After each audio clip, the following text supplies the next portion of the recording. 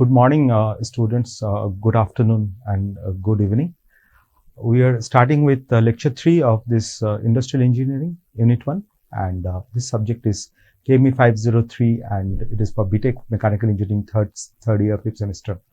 I would like everybody to subscribe this channel so that you can see these lectures, and please see the lectures completely. Once you see the lectures completely, then only you can understand the feel of it. In the last lecture, we have completed two types of production systems, or rather three types of production systems. One is job shop, one is batch, and inside the job shop production, we have got project production. So we talked in details about those types of production systems. Today, we'll be taking it forward and we'll be talking about mass production and continuous production. So these two co-productions, and then we'll be talking something about the complete production systems, and then we'll be finishing with these production systems, right? So this is the overview of industrial engineering lecture 3.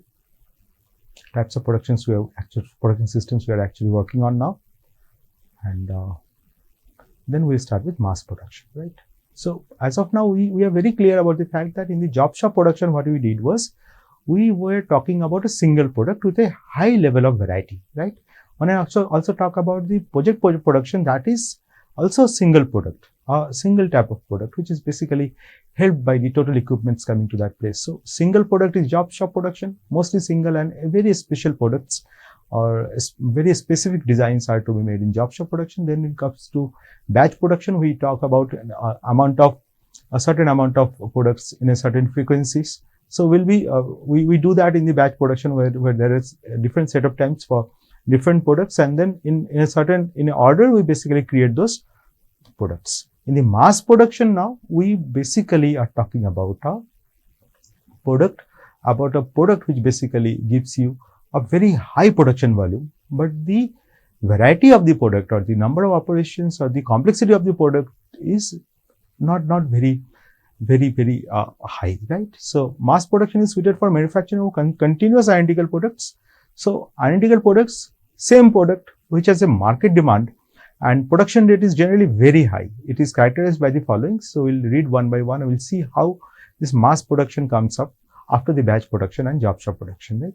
So it is partially suited for high demand items. When the demand is there, so we need to produce it in mass because there is high demand, like say food products, petroleum products. So these are in high demand. So we cannot take risk of making in batches or job shop, right? We have to make it in a very high volume, right?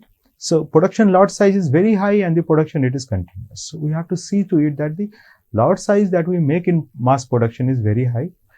The product variety is very low, which may be one of its kind. So it is a very specific product, and then that product is in demand, and that is the reason the volume is very high and the demand is also high. So that way the production lot size is very high, the production rate is continuous. So like this we talk about mass production. There are a few more points we'll see. So special purpose tools and equipments may be needed. Skill level of workers may be moderately low as repeated work on the same machine is needed. So when you see this mass production, we see that the skills of the labor is not that high because he has to do the same job every day, right? So it's a repeated work. So skill can be developed while in the work only. So skill level of workers is moderately low, and because if you see the job shop production, you will see that the skilled labors are required in the job shop production. Then a moderately lower skill level is required in the batch production, and in the mass production we can have like lower level of skills also. But with time he learns, and then because the production is happening every day, the same product, same machines and same work, so the skill is not very much important in this case, right? So then the entire plant is designed to cater a few special varieties of products. Higher investment in machine is needed due to a specialized machine and a special purpose operation. So here we have to understand that in the case of mass production, the machines that we basically use is basically the machines which are specialized machines, which are ready for making a single product in a very in a mass quantity, right? In a higher volume. So the machines that we use in the mass productions are very special purpose machines, and these are actually customized machines for that product.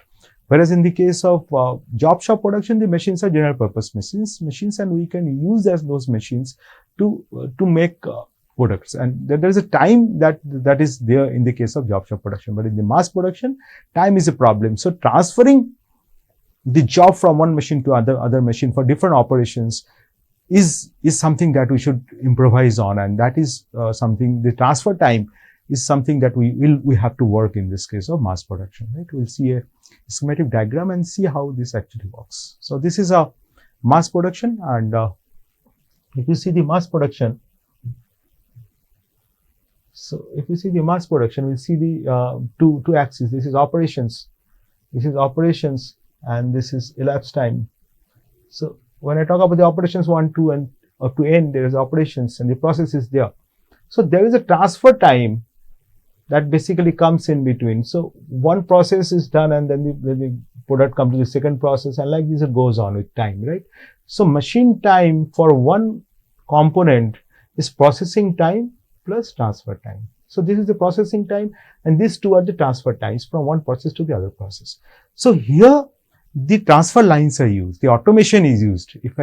If you see in any type of dairy product industries, in any type of petroleum products, there's automation that works, because I have very less time here, right? This time has to be reduced, because one process to other process, the minimum time that I use will help me to reduce the time in between the processes and the total time of producing that product, right? So this is mass production, and when I talk about total elapsed times, it is processing time plus transfer time. So it is, both are the same. If you really see, for one component, it is processing time plus transfer time.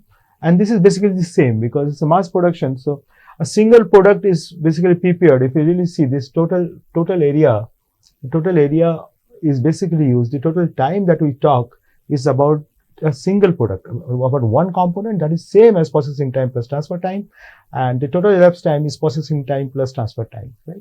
The activities versus time in mass production.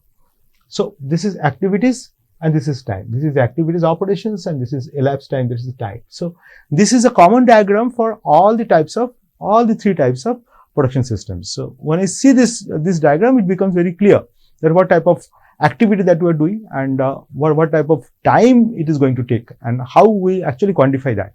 So three types of production systems are like this. We have job shop production, we have batch production, and we have mass production, right? So now we'll see something called continuous production. Now with the mass production, there is a sub part of mass production, and which is called continuous production. Now the continuous production is something that is a part of this mass production. Continuous production is very common in food processing industry, oil refinery, drugs and pharmaceutical units, chemical processing units, etc. This is a special type of mass production unit in which product does not stop, right? So continuous production and mass production, the basic difference is that in the mass production, there is a transfer time, but in the case of continuous, there is no transfer time, and it is continuously produced, right? So whenever we see any type of food processing industry, it continuously produces, right? Like oil refinery, day night it works, right? It is active day night, because there is no transfer time in between, so there is no stoppage in between the process. That is the reason it is continuous production, right? So when I really see mass production and continuous production, mass production is a production in which we basically have a product which basically goes through different processes, and there is a transfer time that comes up. So for a product which is required in a mass quantity but can be stopped in between also. But when I talk about continuous production, this is something that goes for months, say, or for a long amount of time, right? It goes, the production continuously happens, like milk, dairy milk industries and all. You see that the total process is continuously happening. So we have got different varieties of milk products or dairy products, which basically we see, and these are, like if you see the Mother Dairy and Amul, these are the companies which are basically continuous production setups, where you basically produce the products in a continuous process. So this is a special type of mass production unit in which product does not stop, production does not stop. So that is a day-night activity, and there are night shifts also people work, and it's a continuous process, and the maintenance in between is very, very important. If I see the continuous production, one thing is very important is the maintenance cost. The machines must be maintained from time to time, and the cost of the machines are also very high, because these are specialized machines for that type of production only, right? Unlike discrete part production system, the flow of output is continuous. Generally, one online control and continuous system monitoring may be needed. So this is a automation sector again, and then we cannot take risk in between. So all such controls are generally automatic and computer controlled. So this is about continuous production. At times, if you see different books, you will realize that people also have the fourth type of production system as continuous flow production. So this is a part of mass production, and this is not continuous production, is a part of mass production. But in some books you will see that it is continuous flow production also, people write. So, but the basic concepts always understand. There are three types of production systems. That is job shop production, batch production, and we have got mass production. In the job shop production, we have got project production, and in the case of mass production, we have got continuous production. So these are the three types of production systems, and if you really see in details, we have got 5 types of production systems, right? So now we'll see a comparison chart where we talk about the skills and we talk about the variety. So we'll compare all the types now, all the types, and we'll see insight about what actually we read or what we learned from this lecture. So if I see the production systems now, we'll see that this is something that I have been always talking here. So when I actually see, so we have got job shop production here.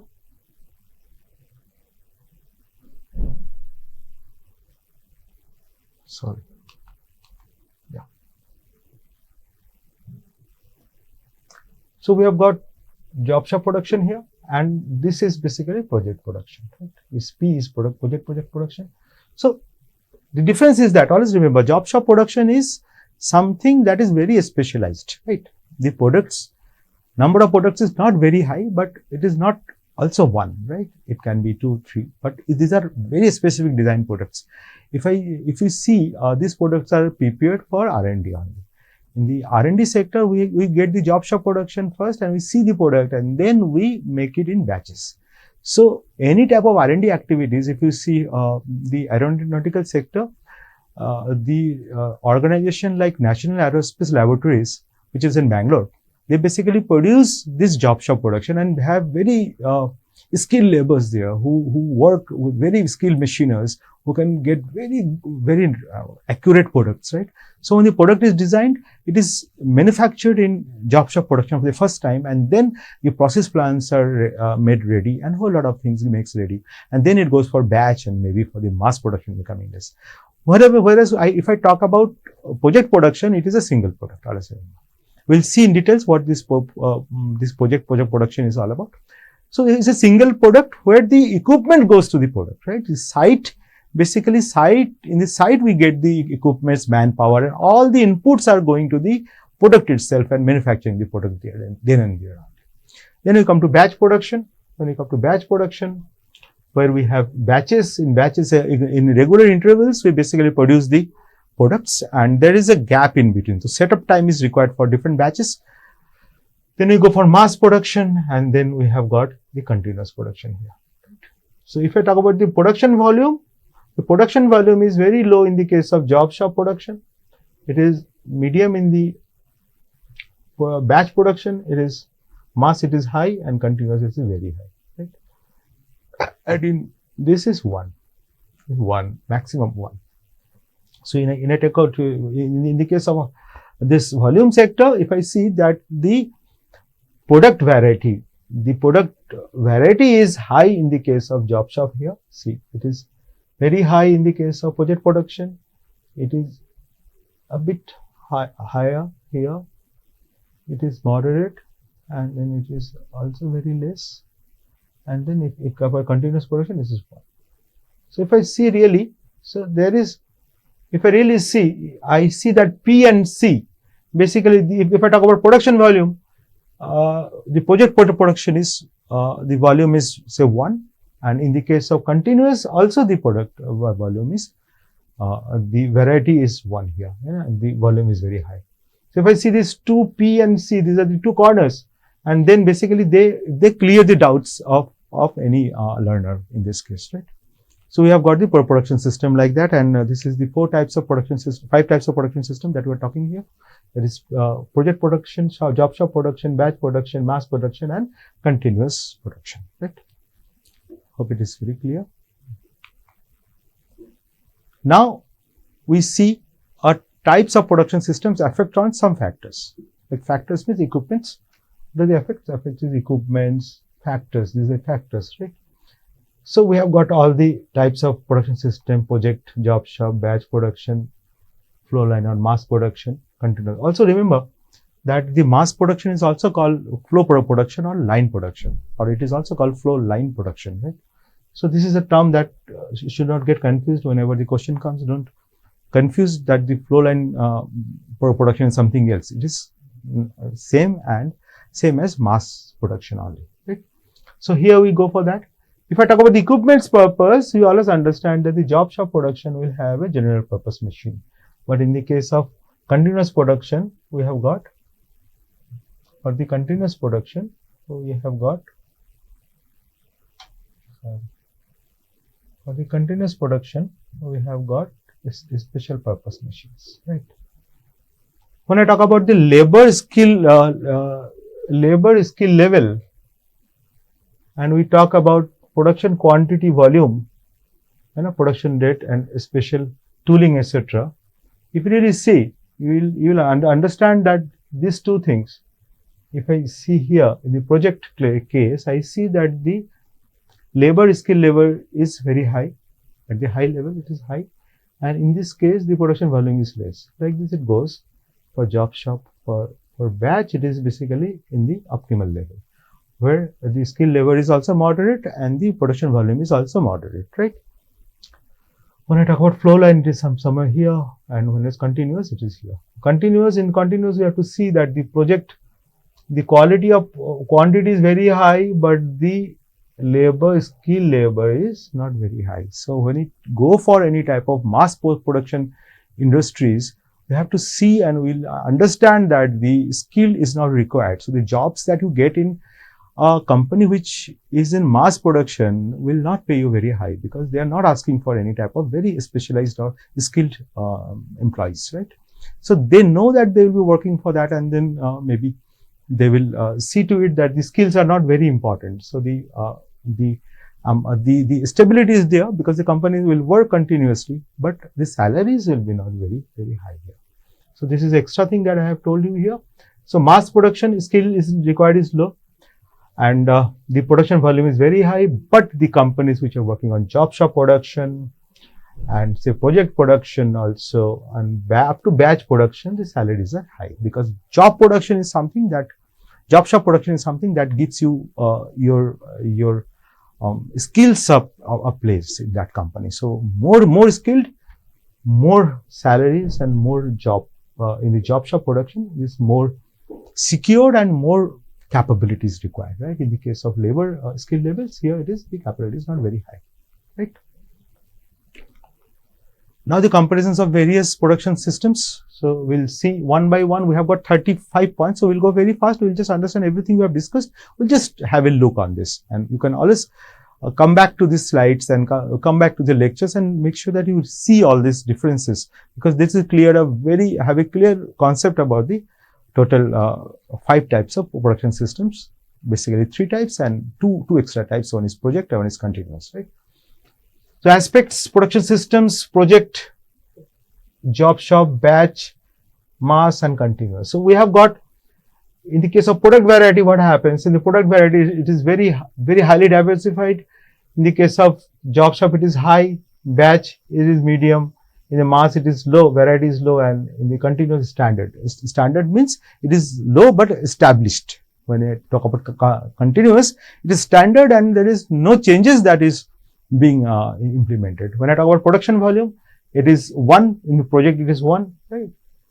Here it is low, so it can be more than 1, but not very high, right? Batch, it is there, and very high in the continuous. Where batch, it varies actually.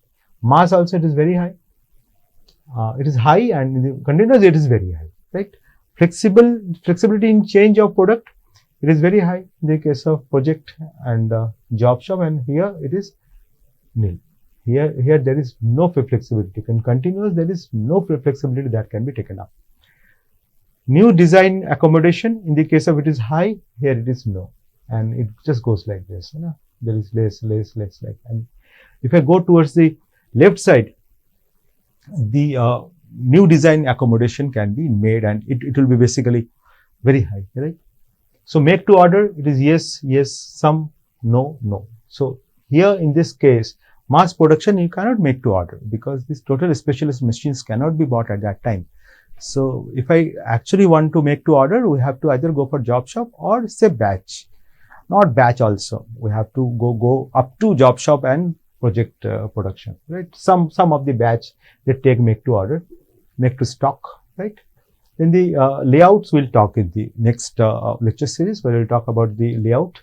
This fixed position layout is here, functional layout, cellular layout, and flow line layouts, right? Focus is product, your focus is process, right? Company strength is capability and range, product and specialization, right? So company strength, if I talk about it, is capability, and in the case of continuous products, it is product and specialized products. So this is something that we have to see to it when we actually aspire for any jobs in any company. So you have to understand what the company actually requires from you, right?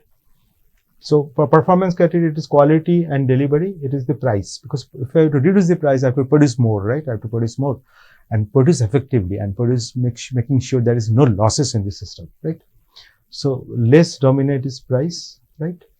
And this is product.